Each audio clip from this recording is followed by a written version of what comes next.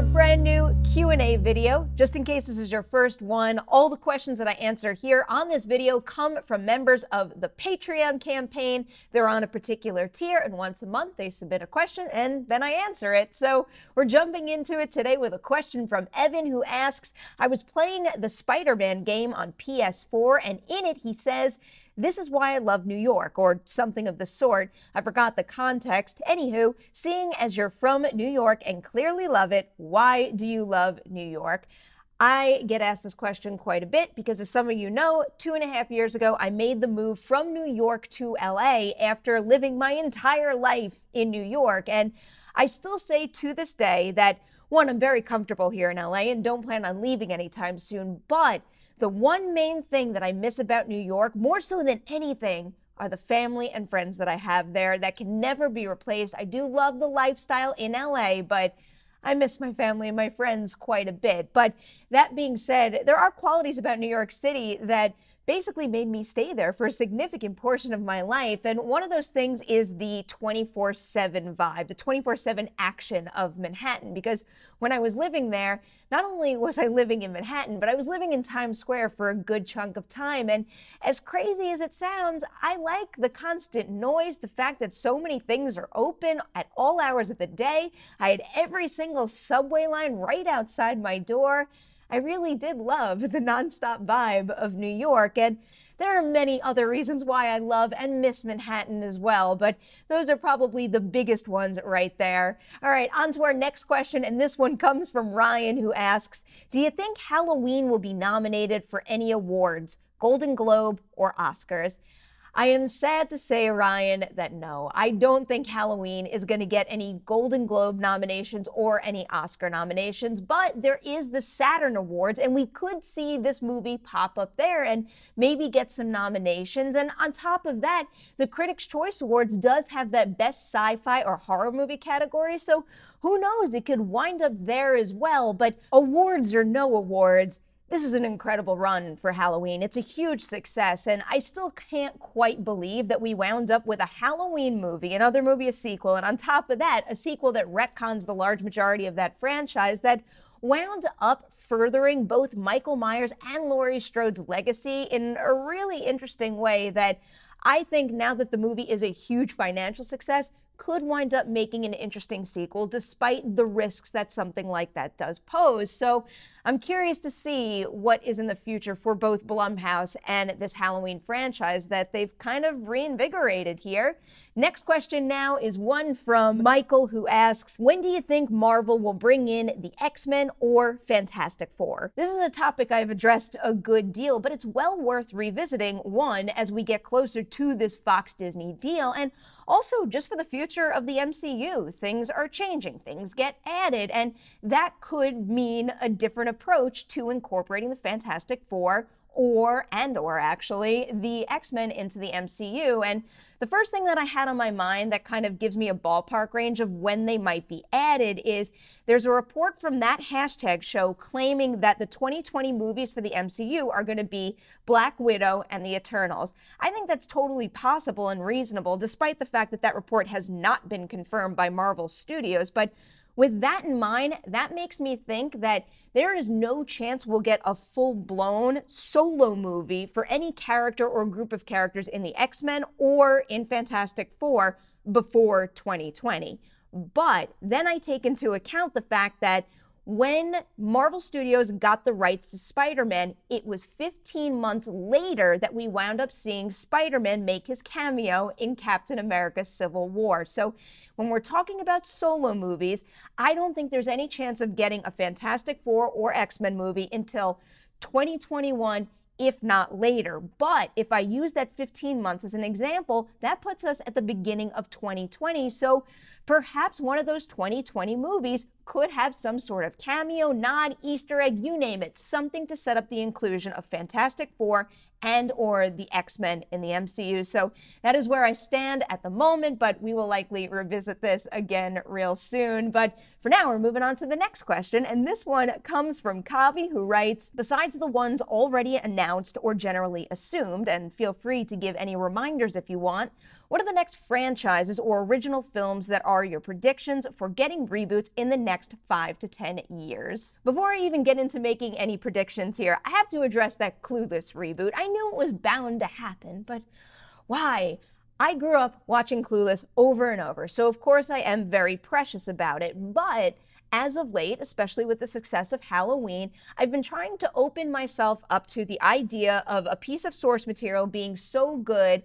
Why should I be precious about it when there's a chance that they could, I don't know, modernize it, spice it up in a new way, and bring that thing I love to a new generation, just maybe not the exact way that I remembered it. So I'm trying to stay open-minded, but the idea of a Clueless reboot, remake, whatever you want to call it, it makes no sense to me because so much of the charm of that movie comes from the 90s nostalgia, the 90s vibe, and the second you strip it of that, I mean, we're already getting another adaptation of Emma, which has Anya Taylor-Joy starring in it, and of course Clueless is a loose adaptation of Emma, so why can't we just leave it at that? Do we really need another one of these? And also, I can't see any other actors playing those 3 lead roles of Cher, Dion, and Ty.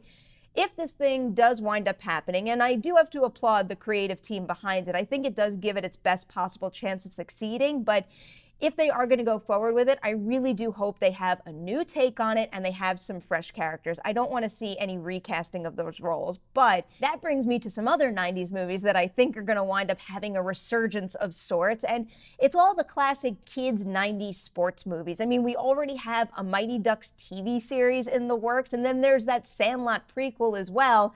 The one that hasn't been spoken about that's on my mind because I loved it was Little Giants. I wouldn't be surprised if we heard about a Little Giants reboot at some point. And then with the success of Halloween, I don't know, name your slasher. It's gonna happen. I think Nightmare on Elm Street, even though we did have that recent reboot, I think another one of those is bound to happen. Then, of course, we have LeBron James working on another installment of Friday the 13th. I know there are some legal issues that might hold that one back, but I'm hoping that they wind up smoothing it all out because I do want another Friday the 13th movie.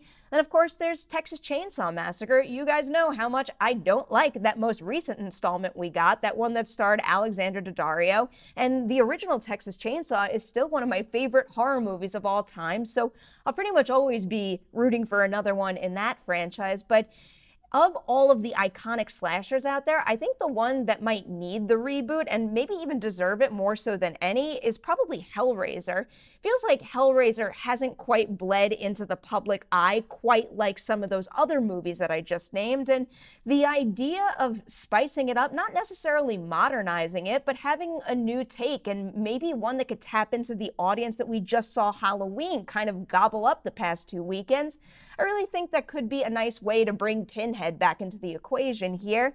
The other one I want to bring up, and I think this one might be happening too, is one of my favorite Hitchcock movies is The Birds, but every single time I watch it, as much as I love it, I'm always looking and I'm like, wow, you could probably spruce this one up a bit. I think that movie is just ripe for a remake, and I believe Platinum Dunes is the one with the rights to that right now, but I haven't heard any kind of update or any movement on anything like that, but I do have my fingers crossed for a new iteration of The Birds.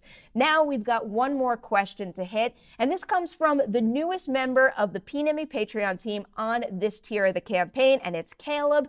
Caleb asks, will every movie/TV company eventually have their own streaming service? How does that affect what movies and TV shows are made? I think just about everyone out there is trying to figure out the answer to that question so they could plan their upcoming slates accordingly. But first off, I do think the answer is yes. I think that's the next step in the evolution of this industry, is that way back when we had Netflix and we had all these studios selling the rights to their films to Netflix to populate their library, and now we're hitting that point where everyone's realizing, no, we should just start our own streaming service, and they're taking them all back. So I think it's only a matter of time before each major studio has its own streaming service, and then we have Netflix, who's playing a very smart move and essentially prepared for something like that, building its own body of work, its own inventory, and even though they are losing certain films, and they might lose a lot more in the very near future, there are so many Netflix originals to watch, and they aren't all great, but they have had a number of really successful releases this year. I actually just watched the movie The Night Comes for Us. It's from one of the filmmakers behind The Raid, and if you haven't seen that one, I can't recommend it enough. It's great, but going forward, what this could do in terms of what TV shows and movies are made is, I think it's dependent on which company we're talking about. It seems like what Netflix is doing right now is they have the creative doors wide open. And I've heard time and time again from filmmakers working with Netflix that they really do have the creative freedom we all think they're getting. It's not just a thing that they say, they're getting it. And it seems like Netflix is just hitting every genre, every type of film, between animated to R-rated. The doors are wide open there.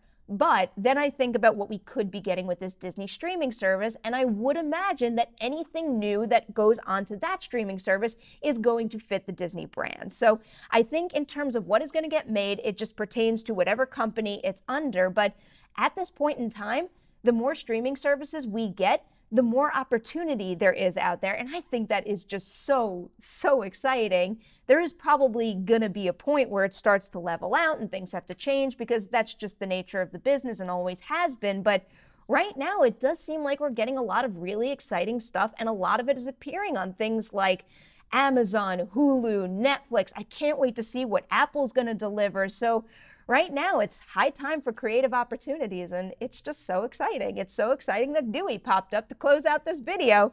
Those are our questions for this month's Patreon Q&A. A huge thank you to everybody who is part of this tier of the campaign and sent in a question. Another rock solid lineup, as always. If you want to join the Patreon campaign, there's a link right down there. Just go on over there and read about all the tiers. A lot of fun stuff happening there. A huge thank you to anybody watching any video on this channel. Don't forget to like and share this one, and I'll see you next month for another Q&A video.